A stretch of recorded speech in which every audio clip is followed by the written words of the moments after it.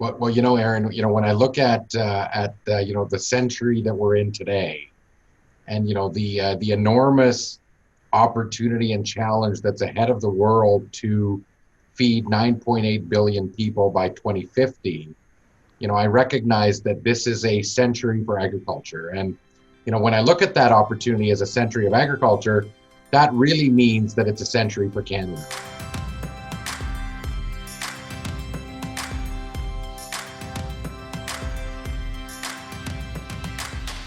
Hi, everyone, and welcome to episode 8 of Fireside Chats with Erin. I'm your host, Erin Gowerluck. As Executive Director of the Grain Growers of Canada, I started this podcast to serve as a forum for real conversations with industry influencers and policymakers. Today's conversation will focus on some of the obstacles that Canada's agriculture sector will have to overcome if it's going to reach its full potential, and in so doing, lead this country's post-pandemic economic recovery. And if we're going to talk about a vision for Canada's agriculture sector, I would suggest that the conversation starts with this man. Joining us today is Murad Al-Katib, President and CEO of Saskatchewan-based AGT Food and Ingredients. Murad has also served as chair under both iterations of what the Government of Canada is now calling its Industry Strategy Council, and the person who offered a compelling vision for this sector, which included positioning Canada as one of the top 5 competitors in the agri-food sector, to be recognized as the most trusted, competitive, and reliable supplier of safe, sustainable, high-quality agri-food products. Murad, thank you very much for stopping by for a fireside chat. It's great to see you again.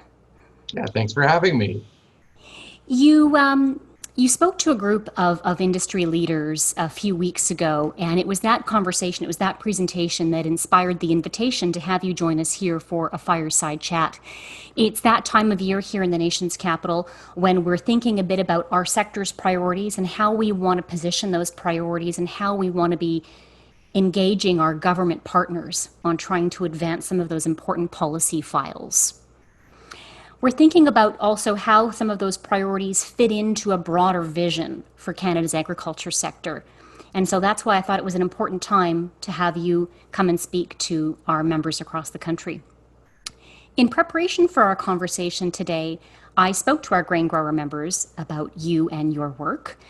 What stood out for most of them was certainly your leadership with the AgriFood Table as part of the Economic Strategy Table initiative, which was launched by the federal government in 2017.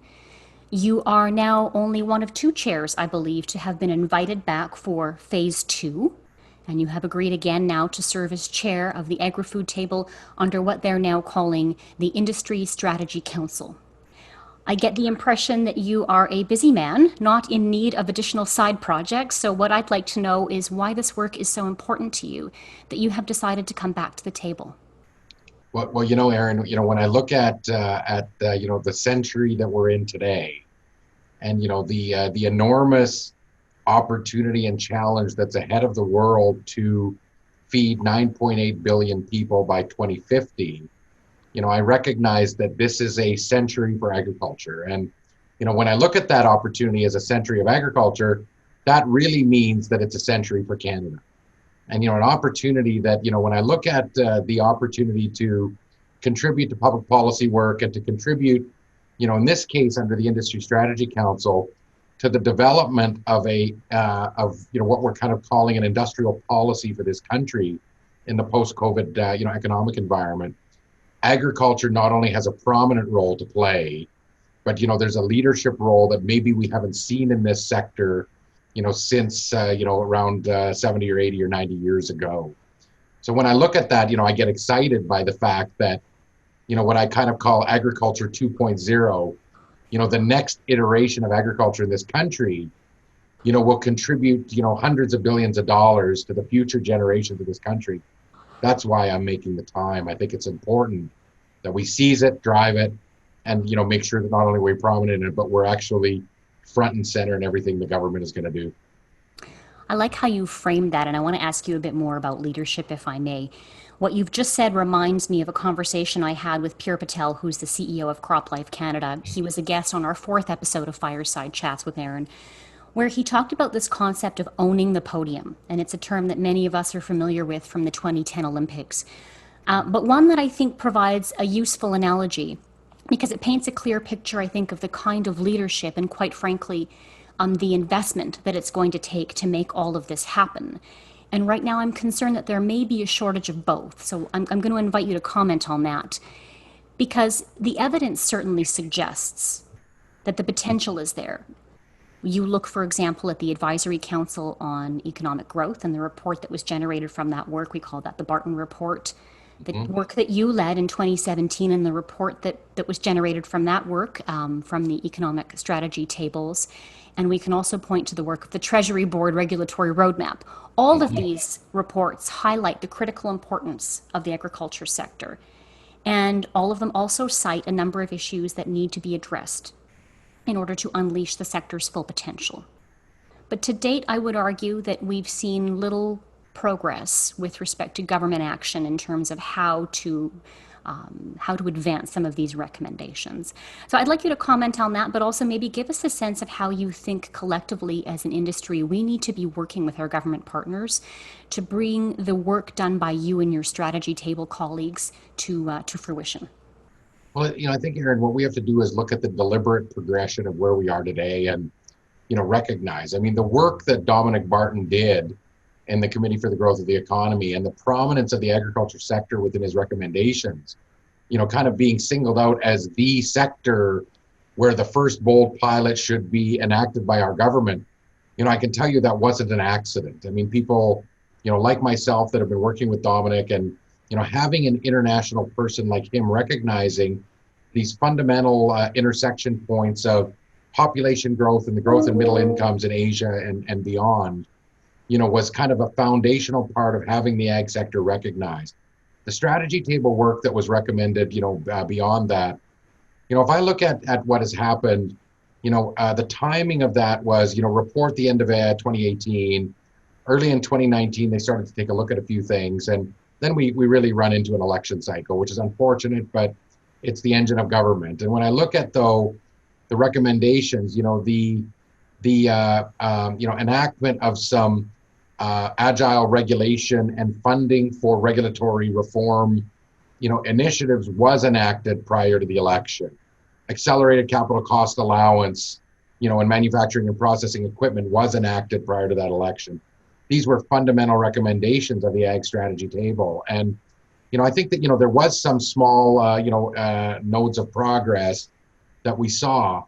What has been a bit frustrating is the fact that it's taken now another year after the election to really kickstart again, and get going. And, unfortunately, it took probably a global pandemic, which I think is more like a punch square in the nose and not just a slap in the face, to recognize that, the economy of our country has to transition. So when I look at, the ag sector and the leadership, I think that one of our fundamental challenges is that we have a very traditional sector.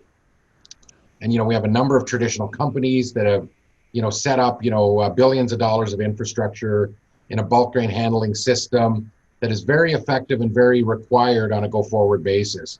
But we also need transition to what we're kind of calling the new green economy, and the opportunity that I think, we have, with a sector of agriculture in Western Canada in particular, with a 3-crop rotation of, cereals, oilseeds, and pulses. Erin, we have an environmental sustainability story that is already set, right? It's already enacted by the 3-crop rotation, the technologies that we're utilizing, zero minimum tillage, soil conservation, water management, new varieties with breeding and agronomy, the digitization of agriculture. All of these things have an environmental, profile that is already there. To create it would cost billions of dollars of additional layers of cost. So that becomes a natural advantage for us to recognize that there's a new consumer in the world.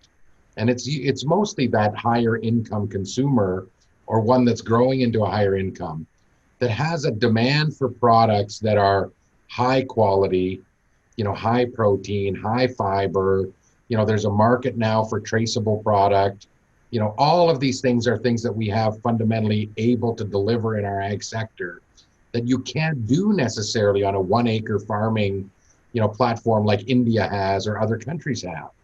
And so, with that, again, I think that the transformation of our sector, into more value adding, in cereals, oil seeds, pulses, the combinations of products. One of the things we work very hard on at AGT is the combination of cereals and pulses, with, opposite amino acid profiles completing each other, dramatically changing the digestibility.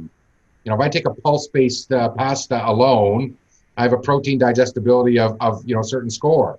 If I take a durum wheat and pulse pasta and I combine them, the protein digestibility skyrockets compared to either wheat alone or pulses alone. So this kind of, science-based value-added processing to meet that new consumer will develop billions of dollars of incremental economic benefit for our sector, from what we're currently doing. That's what I think is the most exciting thing. So leadership is going to come from initiatives, like we have going now. Canola has done a good job on the, oil crushing side. Now there's initiatives on monetization of meal.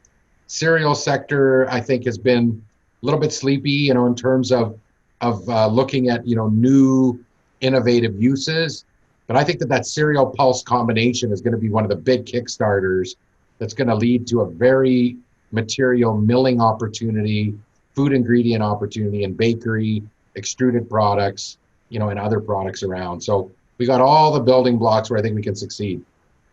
Great, thank you. And I do want to dive into some of those specific recommendations that came from your 2018 report and talk a bit about those. But before we do that, I think just to ensure that our listeners have a full appreciation for these initiatives which you have led and are going to lead, can you tell us a bit more about the purpose of the AgriFood Table as well as the newly formed council and what role they play in helping to create a vision, both for government and for industry? Yeah, so the National Strategy Table, as I said, convened its work and filed a recommendation in 2018. What I'm planning to do with the new iteration of that strategy table is take those recommendations that we tabled. We'll reconvene a new table with new members. There may be some of the old members back, but we'll reconstitute a table. We'll relook at those recommendations, that were focused really on a number of key areas. Number one, and probably one of the most important, was regulatory agility. One of the things that, I think we have to recognize is in the ag sector, as we do in other sectors too, but really in the ag sector, we have regulatory sandboxes that are, really siloed and not coordinated. So we've got CFIA, we've got the Canadian Grain Commission, we have Health Canada, we have all these different regulations, that ultimately in a lot of cases aren't modern neither. They haven't been modernized, and so we have to look at, the sector today versus, what was done years ago. I mean, the Canada Grain Act hasn't had a real modernization, in 5 decades. And if I look at the bulk grain handling system that we had 5 decades ago, it doesn't, resemble the current sector. So regulatory agility, we're going to look at that recommendation and look at it again. Infrastructure. So the physical infrastructure and the broadband infrastructure in rural areas is an essential element of that agriculture 2.0. We don't have the proper broadband connection in rural Saskatchewan, Alberta, Manitoba, and in rural Canada, period, to be able to enact the plethora of opportunity that will come from, the IoT, Internet of Things, sensors, data collection, the utilization of satellite imagery, drones. It is not out of our reality that, drones will fly our fields and highly specialized cameras will scan, and we'll have micro droplets of herbicides and pesticides applied, dramatically increasing our yield profiles in our fields. These things will happen, but rural broadband infrastructure is an essential element of our ability to meet a target which we set, which was to increase exports from 45 billion to 85 billion by 2025, and the domestic agricultural contribution from 110 billion to 140 billion. I'm happy to report that, at 2018, we recommended that.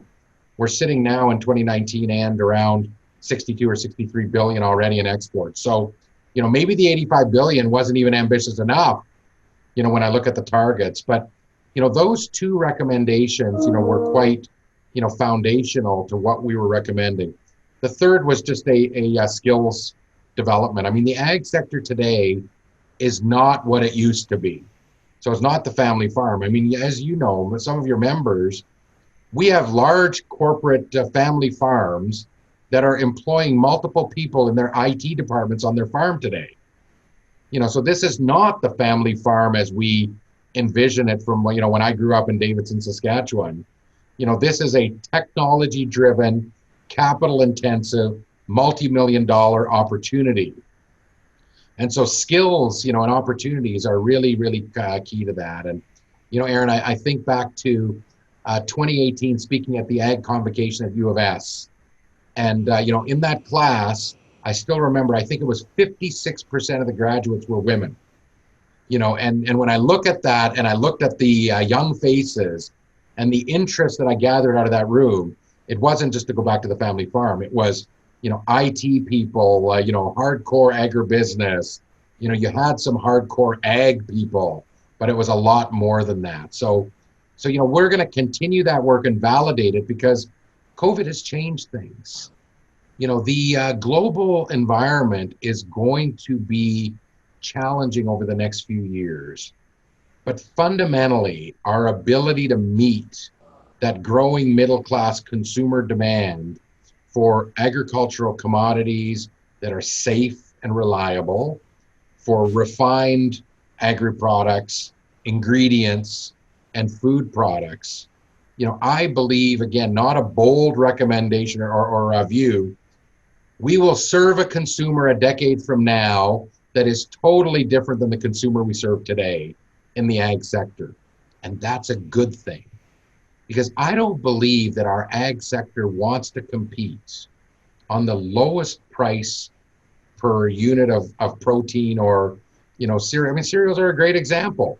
People buy our cereals in the world because of the high quality.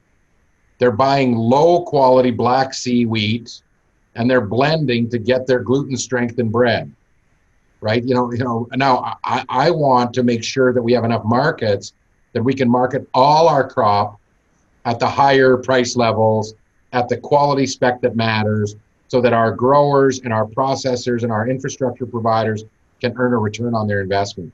And competing with Kazakhstan and Russia, on the lowest price of cereals or the lowest price of peas is not the future of our sector. Great. So it sounds like the work of the previous table will continue. You'll build on that work. When do you expect to get started? Well, the Industry Strategy Council work is first. So that's, going on right now. And, that work will focus very much on that industrial policy, advising the government on the post-COVID economic response. And so, we're delving into things like even just, the response on income supplements like the CERB, government support on working capital financing.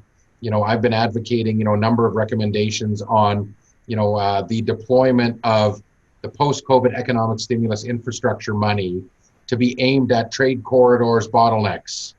So, the North Vancouver corridor on the grain side.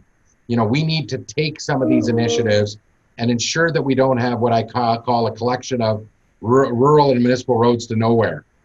I would like there to be a cohesive strategy on infrastructure. So this will all kind of lead to what we call the industrial policy. And the industrial policy is a roadmap that will connect, we believe, infrastructure, skills, markets, and then, government's role in all of that to ensure that we're actually deploying historical sums of government money that's being invested that will give us a generational return on that investment. So that, work will conclude this fall. Strategy tables will kick back up, we expect in September, October. And the Strategy Council will operate for about a year, so till about next spring. The economic tables, the ag table, will probably operate for about 2 years. So we'll go from the fall of this year to probably around 2022. So a lot of work ahead, but I think that, this is work that if we don't do it, other countries are doing it. They're going to recreate their economies because the world is a different place.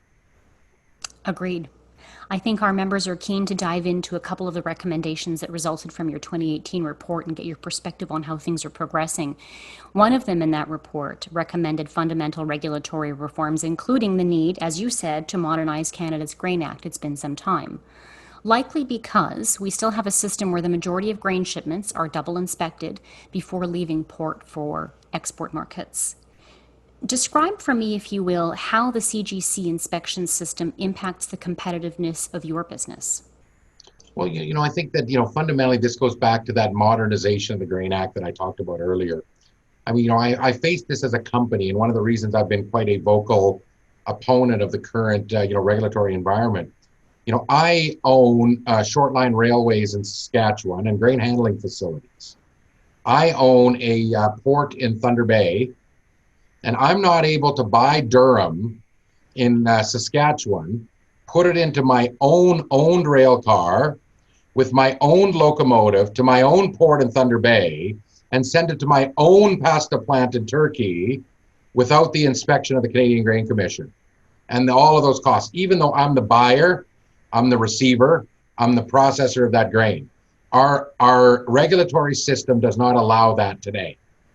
And fundamentally, participation in global value chains and our ability to meet, what we would call more characteristic marketing. I mean, if I look at the durum sector, it's perfectly the example. You look at a number 3 durum, at 40 HVK is the specification as the minimum, right? And a number 2 would be 70 HVK. So you've got a big spread in between where, a miller of semolina for pasta may be looking for a higher HVK, but he's okay with a number 3 on specifications.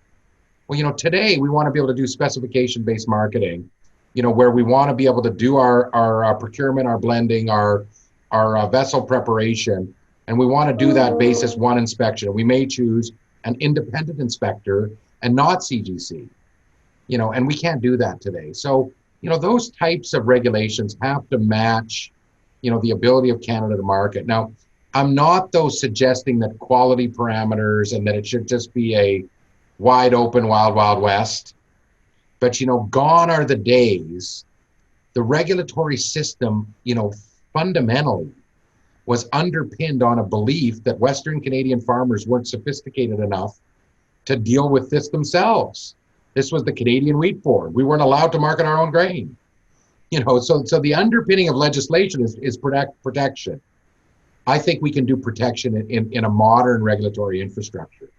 So these are the kind of things that we're going to look at. But it goes beyond that, Erin, into, labeling. Health Canada regulations, are not for processed foods, inviting for Canadian food processing to get to retail consumers today. It's easier to get your product manufactured and ship it to the US than it may be to even have your on the shelf in our own country. These things have to fundamentally change for us to have a competitive, value-added agriculture sector. And we were so close, weren't we, in the initiation of the review for the Canada Grain Act just prior to the pandemic. So here's hoping now that at some point in the coming days and weeks, we can get started on that work. Right. The report also, as you mentioned in your remarks earlier, also highlighted an ambitious target for our sector, and that was an increase in agriculture and agri-food exports from $45 billion to $85 billion by 2025, as you said. But anyone who knows anything about the geopolitics of trade has indicated that this era of trade protectionism is not likely to disappear anytime soon. How does our current environment, in your view, impact what the government should be doing to address the increase of non-tariff trade barriers that our sector is facing? Well, it's interesting because, I've been very strongly advocating at the Prime Minister's office and elsewhere within our government that, again, the pandemic has done one thing that I think is very positive for Canada. It has dramatically increased the importance of food security, in the eyes of foreign governments. And, part of the reason Canada always punched high above its weight in terms of size of economy was because, we fundamentally have what the world is deficient in, which is water and land. So I think that, with this era of, global uncertainty around the pandemic and a desire for inward-looking protectionism, I still think, though, that that's being overridden by concerns about food security and food inflation and buffer stocks. So, this is an era now, where I'm strongly advocating bilateral agricultural agreements. We need to recognize that, multilateral trade agreements take a long time. And in the current environment, we're unlikely to get anywhere with multilateral trade talks. Free trade agreements take a long time. So, what I'm urging is that we choose sectors that are important to our largest trading partners and attempt to get concessional bilateral trade access. So that would be for China, for India, for markets that are emerging like Turkey. I mean, Turkey was one where, we've got a very big investment, but, I predicted, and, others who are very close to it, we knew Turkey would increase dramatically on durum. They're now a 1 million ton durum market, whereas, 10 years ago, they were in a 100,000 ton durum market. So, ultimately bilateral relations and our ability to, get that importance and non-tariff trade access, I think the time is now.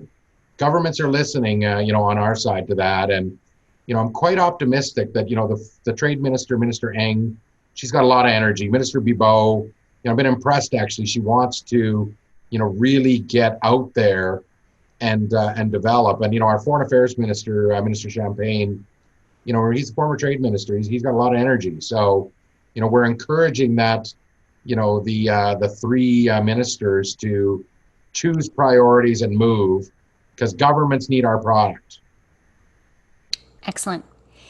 Your idea, which was included in the 2018 report, to establish a permanent and independent panel of experts to advise regulators, our members thought this was truly revolutionary.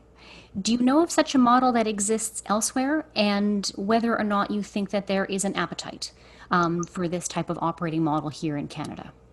Listen, I got to tell you that regulatory, streamlining and nimbleness as a result of the global pandemic, we don't know what the future of this economy holds 3, 6, 9, and 12 months forward, let alone 3, 6, 9, or 12 years forward. So with that comes the need for that regulatory agility, the ability to pivot quickly. And I think that this is, not only dawning on government, but it's echoing very, very loud and clear. And I expect there to be pressure, on government because, of the spending required in the safety side of the pandemic response. In the post response, we're going to be looking for things to do that can have a big impact, that aren't going to have a big budget impact. Regulatory is one that we can tackle. So, this has been done. Now, the idea wasn't original and new. Australia and New Zealand have done a tremendously good job of, having regulatory advisory groups made up of industry and senior bureaucrats. But I think one of the most important things was that they actually injected in that the economic impact of regulation had to be considered in every major regulatory change. And, a lot of governments, Erin, went to this concept of, well, as long as you eliminate 2 regulations, you can create 1 new one.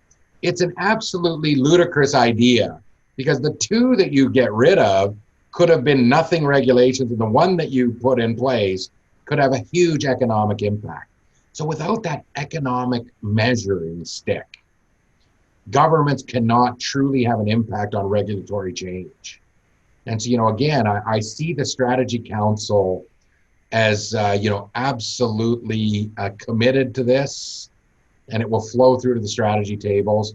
Now, again, all we can do is we remain committed and vigilant and put it forward. Government's still got to enact it, but I have a level of optimism, and I keep using the analogy. It's not a slap in the face. The pandemic is a punch square in the nose, meaning we have no choice but to make some major changes, not only to survive, but to thrive. And I think that's what this is all about. Well, thank you. It's nice to know there are a couple of models that we can look to for a better understanding, maybe, of Yes. how effective that approach can be. And I agree. I think that the formation of this new council, the timing is very good, that you'll commence your work now with respect to the agriculture sector this fall. We need to hit the reset button and start that conversation with a fresh perspective that the pandemic has brought. Right. One final question. You talked a bit about your investment in the port at Churchill. You've put a lot of time, energy, and money into the future of that port. However, the consensus from some of the grain industry folks that we talked to is that it's not necessarily the most viable shipping route. What is your vision for Churchill and for the future of Canada's grain supply? Well, I've been, a little bit of maybe a non-traditionalist in the grain sector, even since I started up 19 years ago. And, I guess I feel like I've done a few things right, because I've not only survived, but grown quite materially. But Churchill to me is a viable grain route. In particular, when I look at, north east Saskatchewan, northwest Manitoba, it is the closest to tidewater, for those production regions. Now, when I look at it, the Mediterranean region in particular. So if I look at, two commodities where we're focusing right now out of Churchill, and that would be lentils and durum. So when we look at, the vessels that went last year, we had 4 vessels go out, two lentil, 2 durum. And, the destinations for those were all, Italy, Egypt, Algeria, Turkey. So when I look at that opportunity, very competitive freight, we've dramatically changed the cycle time on rail cars. We reduced from roughly 33-day cycle time from the pod to Churchill and back. We were down to 17-day cycle last year. So we're getting to, close to a Vancouver cycle time, as a result of the investments we've made in infrastructure. So, where I view Churchill in the future is it's a surge port.